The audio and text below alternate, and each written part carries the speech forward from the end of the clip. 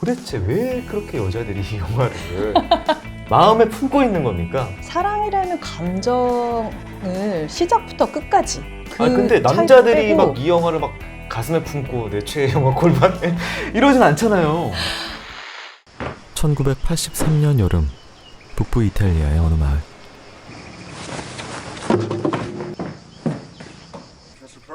엘리오의 고고학자 아버지를 보조해주기 위해 미국인 연구원 올리버가 도착합니다. Mon amour, viens aider Oliver à porter ses affaires dans sa chambre. Mais oui. My room.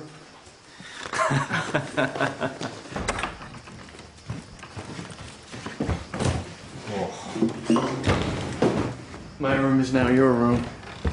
I'll be next door.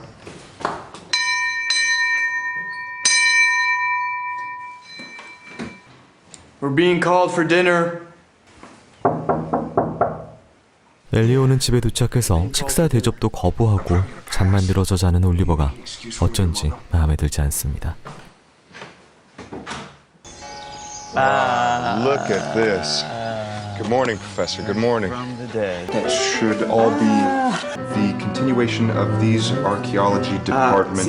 Apricot juice? Yeah. The word apricot comes from the Arabic. 하지만 올리버는 언어의 기원에 대해 관심이 많았고 가족들 모두 어쩐지 올리버가 조금 마음에 듭니다. Well, here the Greek actually takes over from the Latin. Latin word being praecoquum. It's courtesy of Philology 101. Flying colors. How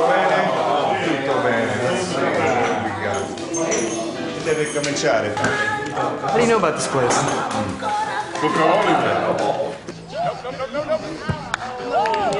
이번 쪽의 올리버는 기존의 남자들과 어쩐지 다릅니다. What's the matter? You all right?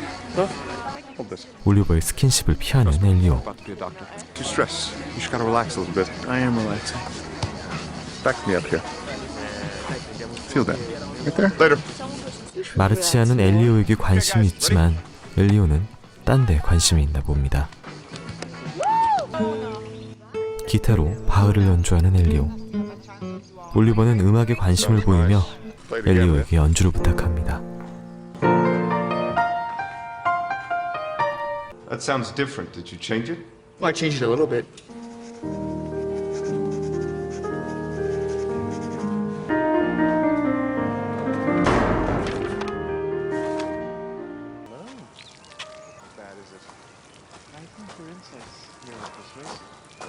Elio. 이번에는 올리버가 자신이 쓴 글을 봐달라고 합니다. For the early Greeks, Heidegger contends, in other words, they do not construe hiddenness merely or primarily in terms of entities' relations. Does that make any sense to you? Doesn't make any sense to me. Maybe you did when you wrote it. 혹평하는 내용도 좋게 평가해주는 엘리오. That might be the kindest thing anybody has said to me in months. Kind. 올리버는 다정한 평가라고 고마워합니다. Kind.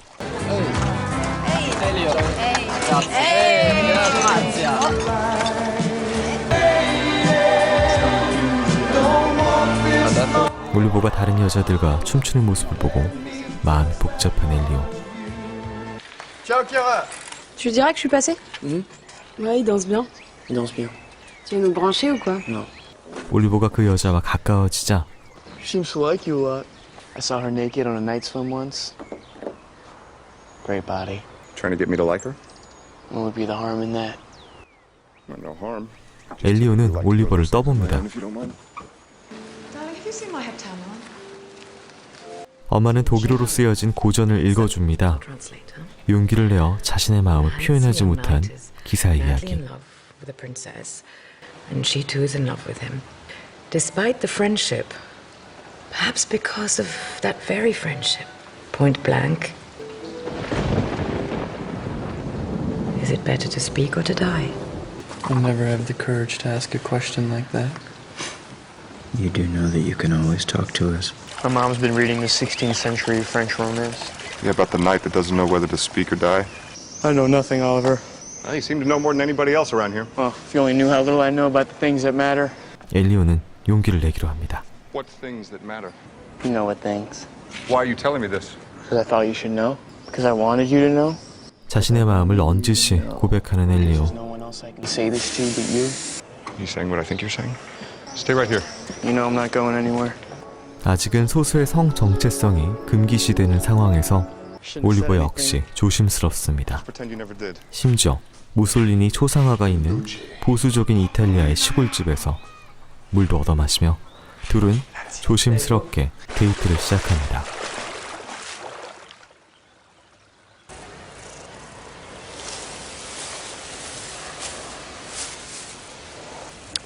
Better now?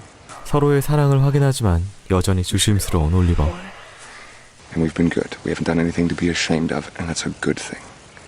허리에 상처까지 말썽입니다. Affected. Siamo arrivati, capito, pure al governo di Bettino Craxi siamo arrivati, il pentapartito. Un governo di Bettino Craxi con 5 인간이 서로 갈등을 빚는 정치 이야기에 사랑꾼 엘리오는 몸이 먼저 반응합니다. Allora faccio una pazza, guarda, preferisco fare la pazza. 그런 엘리오가 걱정되는 올리버. You alright? Ah, where'd you learn to do that? 발 마사지를 해주는 올리버의 유태인 목걸이를 만져보는 엘리오. 자신의 정체성을 숨겨온 엘리오는 유태인임을 드러내는 올리버를 보고 이제 자신을 숨기지 않고 드러내기로 합니다. 어느새 유태인 목걸이를 목에 건 엘리오. 하지만 올리버는 어쩐지 엘리오에게 거리를 두고 다른 여자를 만나고 온 것 같습니다. 실망한 엘리오는 괜히 마르치아에게 다가갑니다.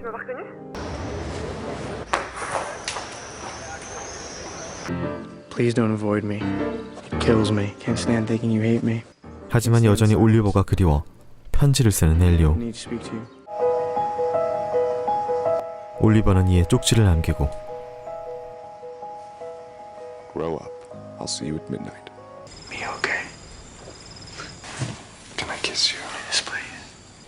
그날 밤 서로의 사랑을 확인하는 둘. Call me by your name, and I'll call you by mine. Elliot. 하지만 예정된 이별의 시간은 다가옵니다. 이대로 엘리오의 첫사랑은 끝나버리는 걸까요? 사랑을 하지만 사랑한다고 밝힐 수 없는 마음을 섬세한 터치로 표현한 오늘의 영화 Call Me By Your Name이었습니다. 안녕하세요. 불 켜진 밤, 저는 김보들입니다. 여러분 반갑습니다.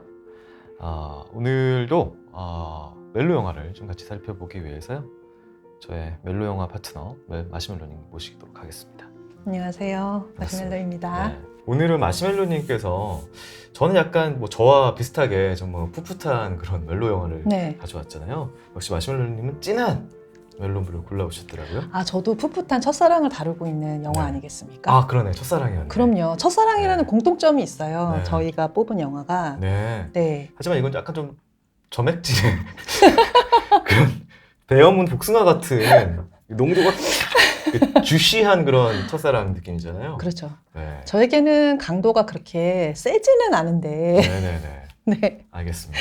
일단은 뭐 영화를 좀 같이 보면서 한번 어떤 이야기들을 나눌 수 있을지 살펴볼게요. 일단 오프닝은 이제 여자 친구로 추정되는 썸녀와 함께 침대에 약간 좀 이렇게 있는 엘리오의 모습에서 시작이 됩니다. 시작하게 되면 이제 아버지의 어떤 학문적인 성취 연구를 같이 하기 위해서 올리버라는 미국 한 2m 정도 되는 떡대 아저씨가 한 명이 날라오게 되죠. 그렇죠.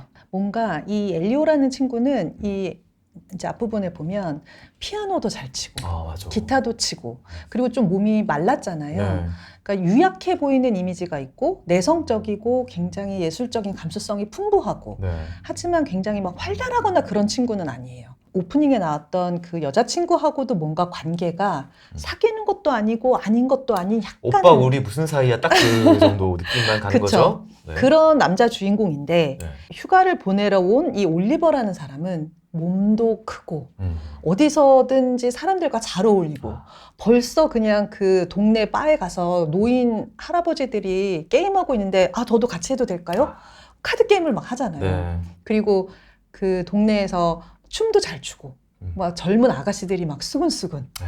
작년에 왔었던 사람보다 훨씬 멋있다. 운동도 잘하고 운동할 때 굳이 위에를 안 입고 상의 탈의를 하고 배구를 하시더라고요. 네, 그러니까 네. 이 남자 주인공인 엘리오와 모든 면에 있어서 되게 반대적인 그런 성격을 갖고 있는 네. 남성적인 매력이 엄청 강한 네. 그런 남자죠. 그리고 이제 T와 F로 딱 나뉘죠. 한 명은 이제 막 말 그대로 학문적인, 올리버는 학문적인 그런, 그리고 어떤 논리적인 영역이 있고, 감성적인 음악을 하는 엘리오의 모습이 좀 나오는데, 역시 감독님의 어떤 그 예술적 성취답게 좋아하는 음악도 80년대면 마돈나 들을 법도 하거든요.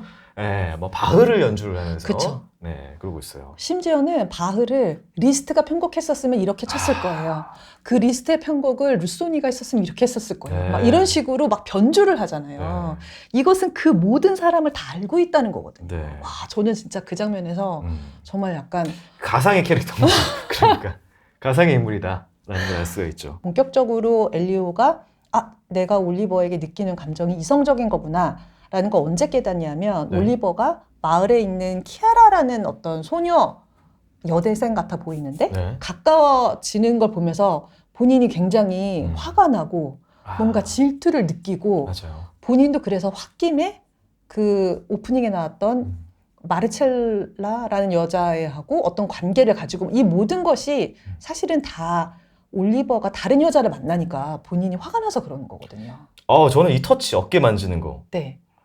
이거 사실. 이거 남자들이 좀 하면 안 돼요. 그러니까 이거 안 된다고요? 이성관계로 친다면은 이거 나 좋아하지도 않으면서 내 몸 만지면 안 되는 거 반칙이거든요, 약간. 네.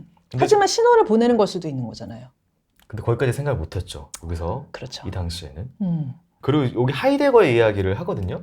그 하이데거가 그리스인들을 평가할 때 그 정체성 관련된 이야기를 해요. 이게 그것도 너무나 그리스 하면 딱 동성애의 시작이고, 그리고 이제 하이데거는 사실 유태인의 반대 쪽에 쓴 인물이고, 그리고 뭐 이런 정체성, 그러니까 하나를 그냥 사실은 이거 가나다라 마바사 이거 어떠니라고 물어봐도 되는 거를 나 똑똑하다를 감독님이 이거 하나 대사 그런 쓰는데도 장면이 너무 많죠. 네. 네. 그리고 여기서도 멀리서 얘기하니까 안 들려. 가까이 와봐. 그러면서 다가가게 만들고, 관계성 안에서의 어떤 정체성이 형성이 된다라는 장면에서 굳이 이렇게 관계성 안에 앵글 안으로 집어넣는 장면도 나오게 돼서 그냥 말 그대로 영화 교과서에 나오는 작품이다.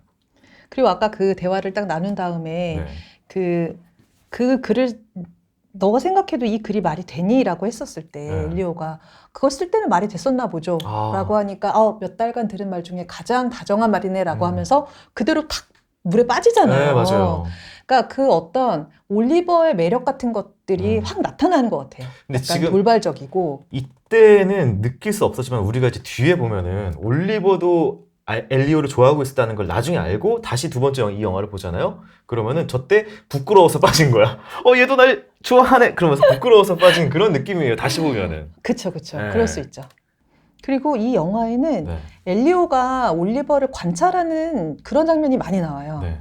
그러니까 엘리오의 등을 걸고 앞에 가는 그 올리버를 바라보는 네. 그런 장면들이 계속 나와서 관객들이 모두가 다 엘리오에게 이제 되게 쉽게 공감할 수 있고 그의 감정을 같이 느낄 수 있는 그런 장면들이 많죠. 그리고 저 이런 진짜 말 그대로 금수저 집안이 이런 집에서 저 뒤에 그랜드 피아노 있고 엄마 아빠는 막 고전책을 읽어주면서 아들한테 머리 쓰다듬어 주면서 무슨 일 있으면 사랑의 얘기하라고. 메타포를 얘기를 하면서 엄마 아빠만 믿어라고 얘기해주고. 근데 이 영화에서 가장 큰 판타지는 저 부모였어요. 맞아, 엘리오의 부모. 모든 것을 다 이해해주는 부모님. 그리고 이 장면도 인상적인 게 사랑한다라는 거 이제 알잖아요 이러면서 원래 게이들끼리 이렇게 직접적으로 얘기 안 하고 알잖아 이렇게 서로 이렇게 시그널을 주고받잖아요. 그래서 이제 엘리오가 내가 당신에 대한 어떤 생각인지 알잖아요 얘기를 하고 나서 하늘을 비추는데 이 이탈리아 국기와 유적 두 번째 하늘을 비출 때는 그 성당의 십자가고요. 말 그대로 이곳이 어떤 사회이고 어떤 사회 밑에서 이 둘이 금지된 사랑을 하고 있구나 지금 시대적으로 뭐 그런 것들을 좀 보여주죠. 이 원형의 공간에서 이렇게 반대로 돌면서 얘기를 하고 마지막에 이제 만나서 뭔가 이제 내가 생각하는 그게 맞아 우리는 그러면 안 돼 뭐 그러니까 그것이 무엇인지 이야기하지 않지만 이 두 사람이 서로 똑같은 것을 이야기하고 있다라는 것을 이제 관객들도 다 알 수 있고 이들은 이제 서로 너무 통했고 서로의 마음을 다 확인했고 자 이제 일단 한번 자 이제 등짝을 보자. 이제 거절하거든요. 네. 올리버가 우리는 이제 그러면 안 돼 약간 이런 식으로 그랬더니 엘리오가 또 자신의 비밀 공간으로 음. 올리버를 데려가죠. 이제 자신의 정체성은 유태인이다. 유태인 목걸이를 하고 다니는 올리버를 따라서 자기도 이제 유태인인 정체성 그냥 난 원래 이런 놈이야 달고 다니기 시작을 하죠. 그리고 제일 먼저 엄마가 알아채죠. 역시 엄마 아빠는 역시 엄마들은 다 안다. 다 알아요. 네. 근데 저는 여기서 이 영화에서 마르치아가 진짜 가슴 아팠어요. 왜냐하면 상처받을까봐 엘리오를 좋아하면서도 관계를 안 맺으려고 했는데 엘리오가 이 올리버가 자기 마음을 안 받아주니까 그것에 대한 약간 보상심리 혹은 다른 어떤 그런 걸 위해서 양아치죠 그냥. 네, 그래서 마르치아한테 다시 이렇게 접근하잖아요. 딴 여자랑 자면서 오늘 12시에 보기로 한 그 형. 그러니까요. 계속 그 생각을 하는 거야. 하루 종일 자정에 만나자고 하니까. 그럼 조용히 조신히 기다리든지 딴 여자는 왜 만나는 거야 그 사이에. 그 약간 좀 이런 짜릿함은 있을 것 같아요. 이게 마치 83년에 동성애를 했던 둘은 걸리면 안 되는 짜릿한 잠자리를 부모님이 있는 집에서 갖는 거잖아요. 그 스릴감 더 짜릿할 것 같아. 일단은 그 영화에 대해서 이제 이야기를 나눠보기 전에 이거부터 하고 정리하고 갑시다, 마시멜로님. 네. 도대체 왜 그렇게 여자들이 이 영화를 마음에 품고 있는 겁니까? 남자와 여자를 다 떠나서 네. 사랑이라는 감정을 시작부터 끝까지 느낄 수 있는 그 모든 것이 이 영화에는 너무나 잘 담겨 있는 것 같아요. 네. 그것이 그냥 여자와 남자가 아니라 남자와 남자였을 뿐. 근데 남자들이 막 이 영화를 막 가슴에 품고 내 최애 영화 골반에 이러진 않잖아요. 그렇죠. 네. 근데 이제 보통 여성 관객들이 상대적으로 남자 관객들보다는 멜로 영화에 대한 니즈가 더 크고 멜로 영화를 더 좋아하고 사랑 이야기를 좋아하다 보니까 그 감정을 오롯이 느끼게 해줄 수 있는 영화여서 이 영화를 이제 좋아하는 것도 있는 것 같고요. 그리고 이제 사실 뭐 이제 이 영화 얘기하면서 뭐 성 정체성 얘기를 안 할 수는 없는데 사실 뭐 그거가 좀 주된 내용이잖아요. 그렇죠. 네, 그 부분은 또 어떻게 보셨어요? 남자와 남자 간의 사랑이나 남자와 여자 간의 사랑이나 이제는 우리 사회가 딱히 어떤 그 동성애자들 뿐만이 아니라 뭐 굉장히 더 다양한 그 성 정체성을 가진 분들의 사랑을 다 뭐 용인한다라기보다는 다 이해하고 그런 사람들도 우리 주변에 있다라는 거를 알고 있는 상황이기 때문에 그런 측면에서 보편적으로 이야기되어 왔었던 이성애자들의 사랑보다 훨씬 더 감성적이고 아름답고 또 그 떨리고 막 그런 순간들의 포착을 너무 잘하지 않았나. 무엇보다 그 가장 인상적으로 김 PD님이 생각하는 우리 복숭아가 나오는 또 시퀀스가 있지 않습니까? 복숭아 음료까지 제가 협찬 아니지만 급하게 준비를 했습니다. 메타보기 때문에. 네네네. 일단은 저는 이 영화 보면서 여름이 너무 중요하고 지난 사실 영화 제가 골랐던 하나와 앨리스도 봄에서 시작해서 이제 여름으로 계절이 바뀌면서 끝나는 계절성이 보이지만 이 영화 말 그대로 막 생명이 빡 터지는 그 살구 빡 열리고 복숭아 빡 열리는 그 계절감이 생명력이 되게 중요하잖아요. 그쵸.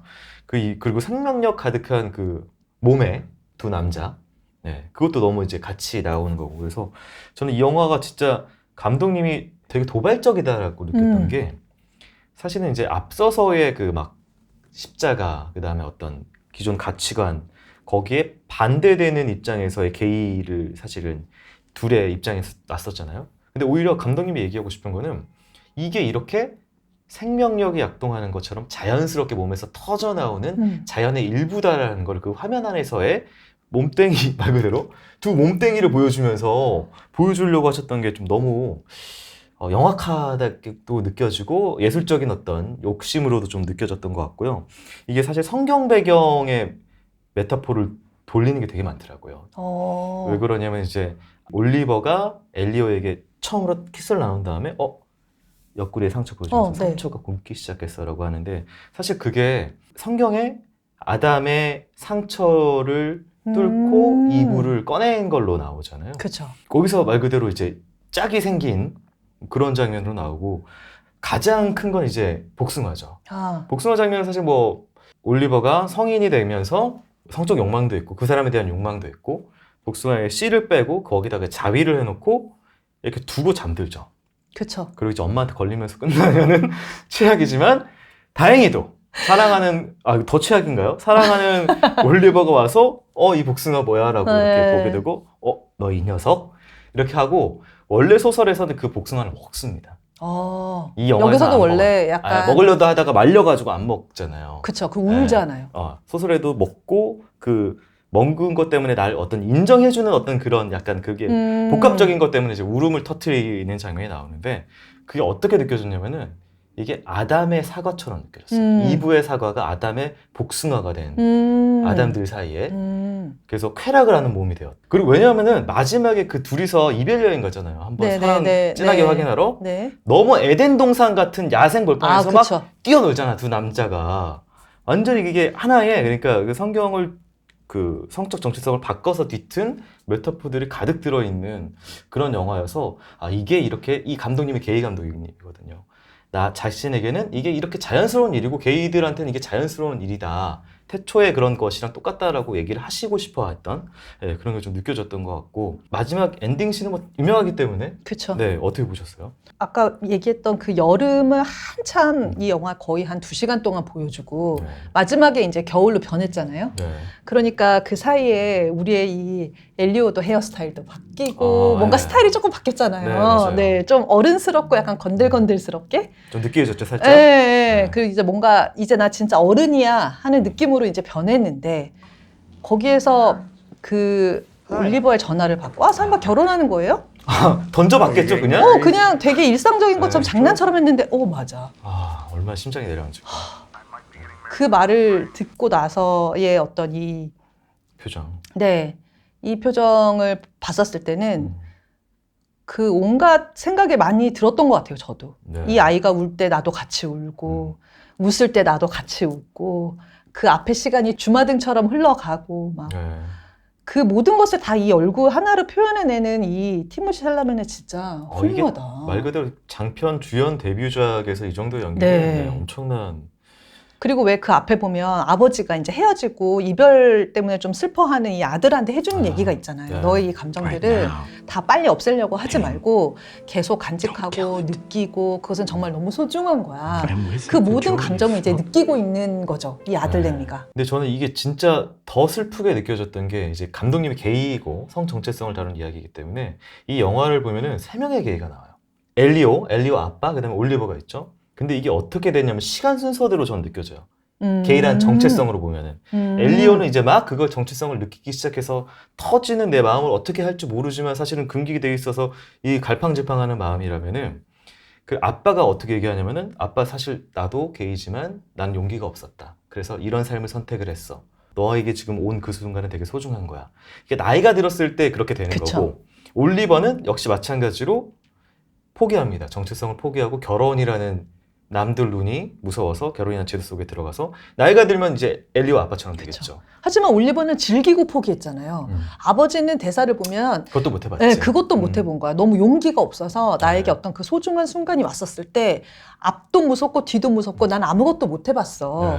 그러니까 지금 그 감정을 느낀 너는 정말 소중한 경험을 한 거야 라고 이 아버지가 얘기를 하니까 그게 진짜 말씀하신 것처럼 이 연령대별로 반응하는 게 이제 다른 거고 거기 중간에 보면 이렇게 꽃 달고 정말 커플이 나오잖아요. 게이 커플 초대하시죠. 네. 그래서 그분들은 되게 행복하게 살고 있는 그런 모습이 나오죠.